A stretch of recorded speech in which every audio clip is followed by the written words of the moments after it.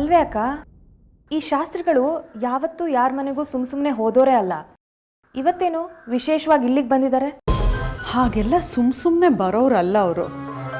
ಇವತ್ತು ಬಂದಿದ್ದಾರೆ ಅಂದರೆ ಏನೋ ಕಾರಣ ಇರಬೇಕು. ಅದೇ, ಶಾಸ್ತ್ರಿಗಳು ಕಾರಣ ಇಲ್ಲದೆ ಯಾವ ಕೆಲಸನೂ ಮಾಡಲ್ಲ. ಜೊತೆಗೆ ಯಾರನ್ನೋ ಕರ್ಕೊಂಬಂದಿದ್ದಾರೆ, ಅವ್ರು ಯಾರು ಅಂತ ಗೊತ್ತಾಗ್ಲಿಲ್ಲ. ಅವರು ಯಾರೇ ಆಗಿರ್ಲಿ, ಎಂಥದೇ ಕೆಲಸ ಇರಲಿ, ಒಳಗೆ ಬಂದವರು ಲಕ್ಷಣ ಕೂತ್ಕೊಂಡು ಮಾತಾಡ್ಬೇಕಲ್ವಾ? ಈ ಶಾಸ್ತ್ರಿಗಳು ಅವ್ರ ಅವತಾರು ಹೊಸ್ತಾಗಿ ನಿಂತ್ಕೊಂಡು ಪ್ರಶ್ನೆ ಮಾಡ್ತಾರೆ. ಅದು ಕಂಡವ್ರ ಮನೆಗೆ ಬಂದು ಹಾಗೆ ಮಾಡೋದು ಹೋದ ಮನೆಗೆ ಒಳ್ಳೇದಾಗಲ್ಲ ಅಂತ ಗೊತ್ತಾಗಬಾರ್ದ ಶಾಸ್ತ್ರಿಗಳಿಗೆ? ನನಗೆ ಯಾಕೋ ಇವತ್ತಿನ ಶಾಸ್ತ್ರಿಗಳ ನಡವಳಿಕೆ ಸ್ವಲ್ಪನೂ ಇಷ್ಟ ಆಗಲಿಲ್ಲ. ಮಾವ ಇದ್ದಿದ್ದಕ್ಕಾಯ್ತು, ಹೇಗೋ ಮಾಡಿ ಒಳಗೆ ಕರೆಸ್ಕೊಂಡ್ರು. ನಿಜ, ಈ ಶಾಸ್ತ್ರಿಗಳನ್ನು ನಿಭಾಯಿಸೋದು ಅಷ್ಟು ಸುಲಭ ಅಲ್ಲ. ಈಗಲೂ ನೋಡು ಹೇಗೆ ಕೂತಿದ್ದಾರೆ, ತುಟಿ ಬಿಚ್ತಾ ಇಲ್ಲ.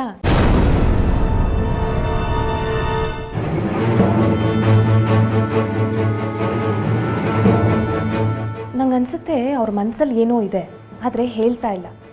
ನನಗೂ ಹಾಗೆ ಅನ್ನಿಸ್ತಾ ಇದೆ ಕಣೆ. ಇದ್ದಕ್ಕಿದ್ದ ಹಾಗೆ ಬಂದರು, ಈಗ ನೋಡಿದ್ರೆ ಸುಮ್ಮನೆ ಕೂತಿದ್ದಾರೆ. ಇವರಿದ್ದಾರಲ್ಲ, ನೋಡ್ಕೋತಾರೆ ಬಿಡು. ನಾವಿಲ್ಲೇ ನಿಂತು ಸುಮ್ಮನೆ ಕಾಲಹರಣ ಮಾಡೋದು ಬೇಡ. ವಿರೂಪಾಕ್ಷ, ವಿರೂಪಾಕ್ಷ. ಸುನೀತಾ, ನೀನು ಬೇಗ ಕಾಫಿ ಮಾಡು. ಲಲಿತಾ, ನೀನು ಬೇಗ ಹಣ್ಣೆಚ್ಚಿಡು. ಶಾಸ್ತ್ರಿಗಳಿಗೆ ಮತ್ತು ಅವ್ರ ಜೊತೆ ಬಂದವರಿಗೆ ಕೊಡಿವಿ ಅಂತೆ. ಸುನೀತಾ, ಬೇಗ ಕಾಫಿ ಮಾಡಿ.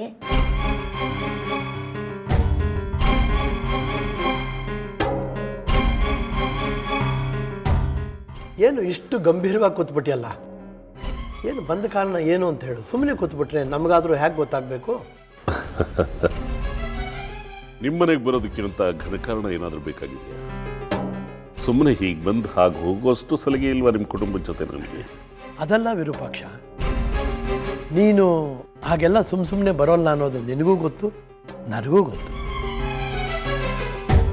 ನಿನ್ನ ಇವತ್ತು ನಿನ್ನೆಯಿಂದ ನೋಡ್ತಾ ಇಲ್ಲ, ನೀನು ಹುಟ್ಟಿದಾಗಿಂದ ನಿನ್ನ ನೋಡ್ತಾನೇ ಇದ್ದೀನಿ. ಆಗಲೂ ಈಗಲೂ ನಿಂದು ಒಂದೇ ಥರ ಸ್ವಭಾವ. ನೀನು ಬೆಳೆದು ನಿನಗೆ ಮೊಮ್ಮಕ್ಕಳಾಗೋ ಕಾಲಕ್ಕೂ ಒಂಚೂರು ಬದಲಾವಣೆ ಇಲ್ಲ.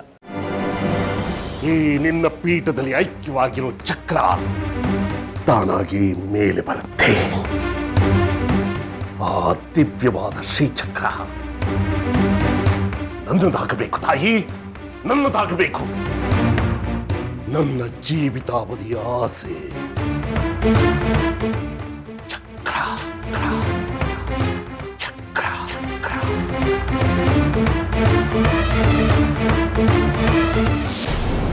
ಸುನೀತಾ, ಕಾಫಿ ಆಯ್ತೇನೆ? ನಾ ಹಣ್ಣು ಹೆಚ್ಚಿದ್ದೀನಿ.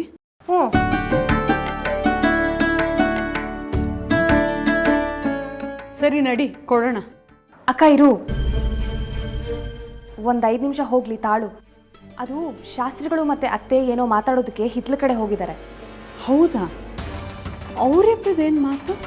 ಅದೇನೋ ಗೊತ್ತಿಲ್ಲ, ಆದರೆ ಈಗ ನಾವು ಅಲ್ಲಿಗೆ ಹೋದರೆ ಅವ್ರು ಮಾತಾಡೋದಕ್ಕೆ ಅಡಚಣೆ ಆಗ್ಬೋದು. ಹೋಗೋದು ಬೇಡ ಅನಿಸುತ್ತೆ. ಈ ಶಾಸ್ತ್ರಿಗಳಿಗೆ ಅಮ್ಮನ ಜೊತೆ ಮಾತಾಡೋ ವಿಚಾರ ಏನಿದೆ?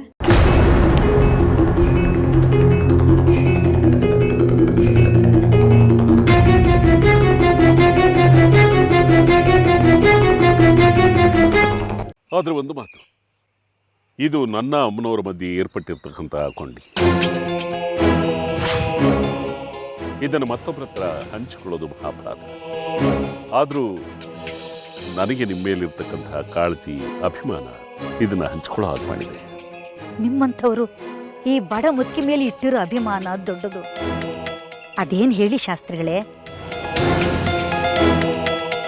ಹೇಳ್ತೀನಿ.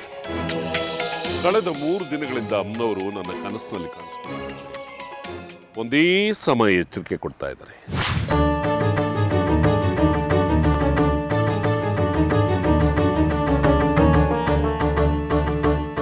ನಮ್ಮನೆ ವಿಚಾರವಾಗಿ ಎಚ್ಚರಿಕೆನಾ?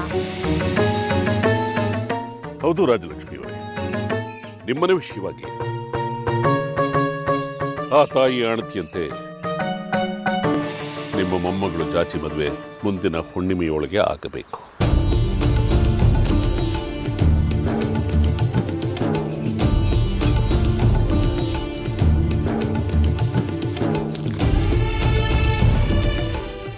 ಅಮ್ಮ, ಜಗಜ್ಜನನಿ, ಇದೆಂತಹ ಪವಾಡ ಇದು. ನಿಮ್ಮ ಮಾತು ಅಕ್ಷರ ಸಹ ಸತ್ಯ. ಅದಕ್ಕೆ ನಮ್ಮನೆಯವರು ಕೂಡ ಆತುರಾತುರವಾಗಿ ಜಾಜಿ ಮದುವೆ ಮಾಡಕ್ಕೆ ಅಂತ ಹೊರಟಿರೋದು. ಅಂದ್ರೆ ನೀವು ಮದುವೆ ತಯಾರಿ ನಡೆಸ್ತಾ ಇದ್ದೀರಾ? ಹೌದು ಶಾಸ್ತ್ರಿಗಳೇ, ಅವಳ ಮದುವೆಗೆ ಬೇಕಾದ ಎಲ್ಲ ತಯಾರಿನೂ ನಡೀತಾ ಇದೆ. ಆದ್ರೆ ಇಲ್ಲೇ ಒಂದು ಸ್ವಾರಸ್ಯ ಇರೋದು ರಾಜ್ಯಲಕ್ಷ್ಮಿಯವರೇ. ಜಾಜಿ ದೈವೀ ಗುಣ ಸಂಭೂತಿ. ಅವಳನ್ನ ಅಂತಿಂತ ಮನೆ ಕೊಡೋ ಹಾಗಿಲ್ಲ. ಸಂಪ್ರದಾಯ ಸಂಸ್ಕಾರ ಇರುವಂಥ ಮನೆಗೆ ಕೊಡಬೇಕು. ತುಂಬಾ ಮಡಿವಂತರಾಗಿರ್ಬೇಕು. ಇದು ಅಮ್ಮನವ್ರ ಸೂಚನೆ. ಸದ್ಯ ಒಳ್ಳೇದೇ ಆಯ್ತು. ಈಗ ನಮ್ಮನೆಯವ್ರು ನೋಡಿರೋ ಹುಡುಗ ಕೂಡ ಒಳ್ಳೆ ಸಂಸ್ಕಾರವಂತನೇ.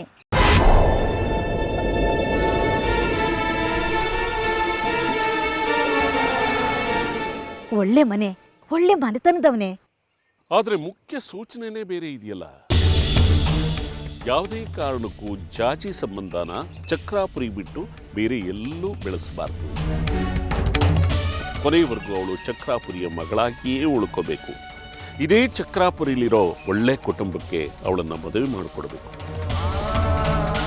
ಇದು ಅಮ್ಮನವ್ರ ಸಂಕಲ್ಪ. ಶಾಸ್ತ್ರಿಗಳೇ, ಆದ್ರೆ ಈಗ ಒಂದು ಎಡವಟ್ಟಾಗ್ಬಿಟ್ಟಿದೆಯಲ್ಲ. ಏನು ಏನಾಗ್ತದೆ? ನಮ್ ಜಾಜಿಗೆ ಈಗಾಗಲೇ ಬೇರೆ ಊರಿನ ಹುಡುಗನೊಬ್ಬನ್ ನೋಡಿ ಮದುವೆ ನಿಶ್ಚಯ ಮಾಡಿದೀವಿ. ಈಗೇನ್ ಮಾಡೋದು? ಇದಕ್ಕೆ ಬೇರೆ ಪರಿಹಾರವೇ ಇಲ್ವೇ? ಅಮ್ಮನವ್ರ ಸಂಕಲ್ಪ ಅನ್ನೋದು ಅಂತಿಮ. ಇದಕ್ಕೆ ಬೇರೆ ಏನು ಪರಿಹಾರ ಇಲ್ಲ. ಸಂಕಲ್ಪ ಮುರಿದವ್ರಿಗೆ ಶಿಕ್ಷೆ ತಪ್ಪಿದ್ದಲ್ಲ.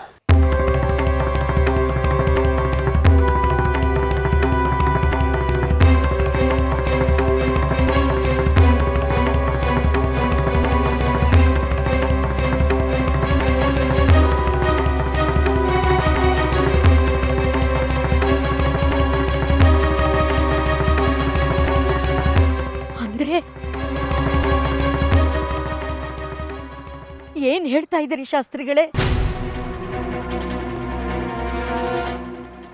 ಸ್ವಲ್ಪ ಮನಸ್ಸನ್ನ ಗಟ್ಟಿ ಮಾಡ್ಕೊಳ್ತಾ ಇಲ್ಲ.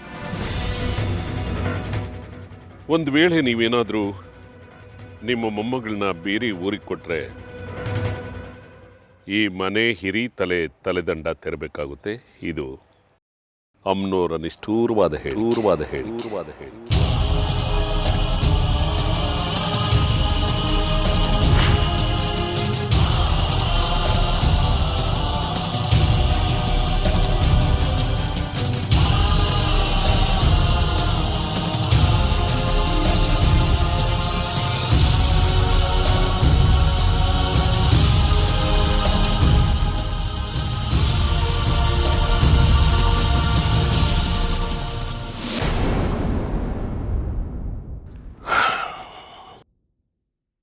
ಸಮಾಧಾನ ಮಾಡಿಕೊಳ್ಳಿ ರಾಜಲಕ್ಷ್ಮಿಯವರೇ. ಶಂಕರ ಶಾಸ್ತ್ರಿಗಳು ನನಗೂ ಬಹಳ ಬೇಕಾದವ್ರೆ. ಯಾವುದೇ ಪೂರ್ವ ತಯಾರಿ ಇಲ್ಲದೆ ನನ್ನನ್ನು ಯಾಕೆ ಅಲ್ಲಿ ಕರ್ಕೊಂಡು ಹೋದ್ರಿ? ನನ್ನ ಮಾನ ತೆಗೆದ್ರಲ್ಲ ನೀವು. ಮಗನ ಮಾನ ತೆಗೆಯುವಂತ ಕೆಲಸ ಯಾವ ತಂದೆನೂ ಮಾಡೋದಿಲ್ಲ ಚಂದ್ರ. ಕಿರಿಚ್ಬೇಡಿ. ಅಂದ್ರೆ ಒಂದು